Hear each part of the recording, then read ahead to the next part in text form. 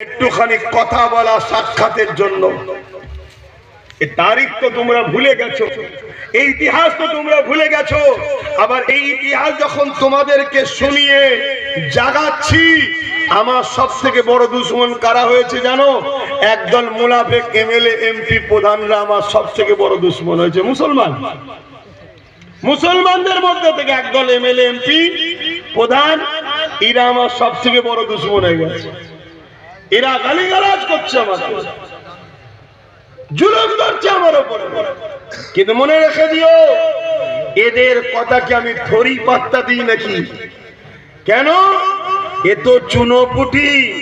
এদের বাপ মাকেও ভয় করিনি আমি, যে মাথায় বসে আছে তাকেও ভয় করিনি, যেখানে বসে আছে তাকেও ডর করিনি আমি। কিন্তু তোমাদেরকে আমি জাগাতে চাইছি। আল্লাহু আকবার। তোমাদেরকে আমি জাগাতে চাইছি, জাগো। এই শীত ঘুম ভাঙাও, না হয় তোমার বাচ্চাগুলো চোখ থাকতো কানা হবে, কান থাকতো কালা হবে, মুখ থাকতো বুবা হবে, হাত পা থাকতো প্যারালাইসিস রোগীর মতো হবে। যতদিন মেয়েগুলো দেহ দিতে পারবে, মাফ করবেন ভাষা খারাপ হলো, যদি জাগে ততদিন টিকে থাকতে পারবে, যেদিন পারবে না সেদিন কতল হবে। যতদিন তোমার শরীর দিয়ে খেটে তাকে চাটতে পারবে, কি বলে গোলামীকৃত দাস হয়ে থাকতে পারবে, ততদিন তোমাদের বাচ্চারা বেঁচে থাকবে। যেদিন পারবে না সেদিন মেরে দেওয়া হবে। সেই দিন আসছে।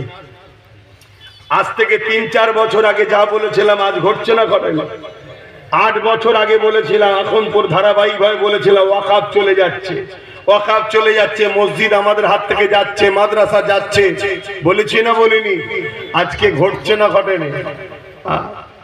আজকেও বলে যাচ্ছি, জাগো। ডান দিক বাঁ দিক সোজা পিছনে কোনো দিকে দেখোনি, একটা দিকেই দেখো, মুহাম্মদ সাল্লাল্লাহু আলাইহি ওয়াসাল্লাম। জোরে বলুন সুবহানাল্লাহ। তুমি যা কিছু করবে আমার নবীকে দেখো। আর নবী বলেছে, আমার উম্মতেরা, দুনিয়ায় তোমরা মৃত্যুকে ভয় করবে না আর লোভ লালসায় পড়বে না। তাহলে মৃত্যুর ভয় ছাড়তে হবে, লোভ লালসাকে ছাড়তে হবে। আর রাসূল আরেক হাদিসে বলছে, তোমরা নেতৃত্ব মানবে কুরাইশ বংশের। নেতৃত্ব মানবে কার? কুরাইশ। আমি নবী আমার আওলাদদের নেতৃত্ব মানবে, আমার খানদানের সন্তানদের নেতৃত্ব মানবে। সেই কুরাইশ বংশের ছেলে হয়ে আওয়াজ জানতে চাইছি, নেতৃত্ব দিলে মানবেন? হাত তুলে বলুন, মানবেন? আলহামদুলিল্লাহ। ধর্মীয় ভাবে তো দাদা হুজুরকে আপনারা মানেন। দাদা হুজুরকে মানেন না? মানেন না?